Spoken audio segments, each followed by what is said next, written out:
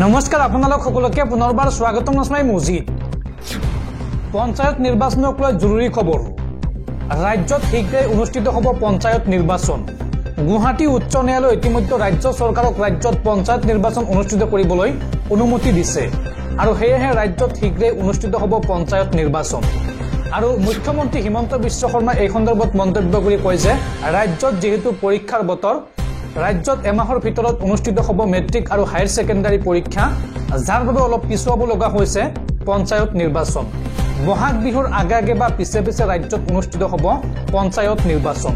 আৰু এই পঞ্চায়ত নিৰ্বাচনক লৈ হেহতিয়াকৈ ৰাজ্য চৰকাৰ আৰু নিৰ্বাচন আয়োগে জাৰি কৰিছে ৩৫টাকৈ নতুন নিয়ম এই ৩৫টাকৈ নতুন নিয়ম মানি চলিলেহে এগৰাকী প্ৰাৰ্থীয়ে পঞ্চায়ত নিৰ্বাচনত প্ৰতিদ্বন্দ্বিতা কৰিব পাৰিব পঞ্চায়ত নিৰ্বাচনক লৈ কি নীতি নিয়ম বলবৎ কৰা হৈছে এই ভিডিঅ'টোত আপোনালোকক সবিশেষ জনাম খুব এটা গুৰুত্বপূৰ্ণ ভিডিঅ' আপোনালোকে ভিডিঅ'টো হেকলৈকে চাই থাকক আৰু যদি তেওঁলোকে এই ভিডিঅ'ত লাইক কৰা নাই তেন্তে এতিয়াই ভিডিঅ'টোত লাইক কৰি দিয়ক আৰু এনেকুৱা ধৰণৰ ভিডিঅ'সমূহ নিতৌ চাবলৈ চেনেলটো সাবস্ক্ৰাইব কৰি কাষত থকা বেল আইকনটো প্ৰেছ কৰি ৰাখক পঞ্চায়ত নিৰ্বাচনক লৈ ৰাজ্যত বলবৎ কৰা হ'ল ৩৫টাকৈ নতুন নিয়ম এইকেইটা নিয়ম নামানিলে যিকোনো মুহূৰ্তত বাতিল হ'ব আপোনাৰ মনোনয়ন পত্ৰ পঞ্চায়ত নিৰ্বাচনক লৈ কি নিয়ম বলবৎ কৰা হৈছে চাও আহক পঞ্চায়ত নিৰ্বাচনত এইবাৰ অৱতীৰ্ণ হ'বলৈ হলে আপুনি জানিব লাগিব এই ৩৫টা নিয়ম কি যোগ্যতা থাকিলে পঞ্চায়ত নিৰ্বাচনত প্ৰাৰ্থিত্ব আগবঢ়াব পাৰিব সবিশেষ জনাই আছো সমবায় আপত্তিবিহীন প্ৰমাণপত্ৰ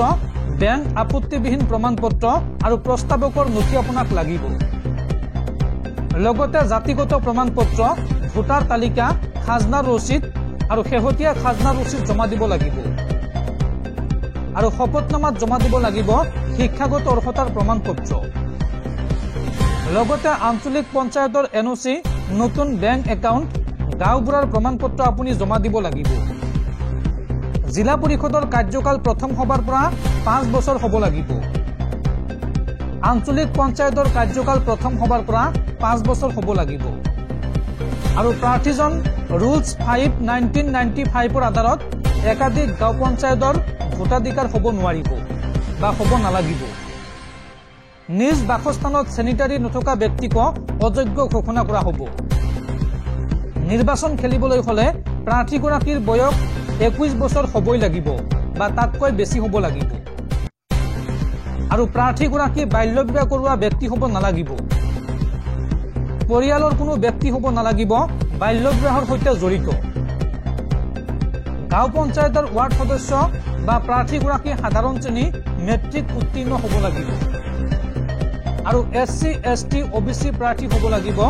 দশম শ্ৰেণীলৈকে পঢ়া অৰ্থাৎ মেট্ৰিক পাছ নকৰিলেও হ'ব আঞ্চলিক পঞ্চায়তৰ সদস্য পদৰ বাবে যিকোনো প্ৰাৰ্থী হ'ব লাগিব দশম শ্ৰেণী উত্তীৰ্ণ জিলা পৰিষদৰ ক্ষেত্ৰত প্ৰাৰ্থীগৰাকী হ'ব লাগিব দশম শ্ৰেণী উত্তীৰ্ণ আৰু দুটাতকৈ অধিক সন্তান থকা প্ৰাৰ্থীয়ে খেলিব নোৱাৰিব পঞ্চায়ত নিৰ্বাচন 2018 চনৰ 19 মাৰ্চৰ পূৰ্বে দুটাতকৈ অধিক সন্তান থকা প্ৰাৰ্থীয়েহে কৰিব পাৰিব প্ৰতিদ্বন্দ্বিতা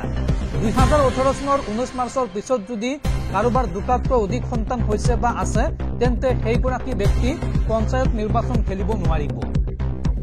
নৈতিক স্থলন সম্পৰ্কীয় অপৰাধত চৰকাৰী চাকৰি যোৱা ব্যক্তিয়ে খেলিব নোৱাৰিব নিৰ্বাচন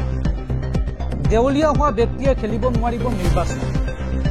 চৰকাৰী অনুদান পোৱা ব্যক্তিয়ে খেলিব নোৱাৰিব নিৰ্বাচন আৰু চৰকাৰী পদত অধিষ্ঠিত হৈ থকা ব্যক্তিয়ে খেলিব নোৱাৰিব নিৰ্বাচন গাঁও পঞ্চায়ত জিলা পৰিষদৰ পাৰিশ্ৰমিক পোৱা প্ৰাৰ্থী হ'ব অযোগ্য কৰ মাচুল পৰিশোধ কৰিব থকা ব্যক্তিয়েও খেলিব নোৱাৰিব নিৰ্বাচন আৰু সমবায় সমিতিৰ ঋণ পৰিশোধ কৰি থকা ব্যক্তিয়েও খেলিব নোৱাৰিব নিৰ্বাচন দৰ্শকসকল আপোনালোকক জনালো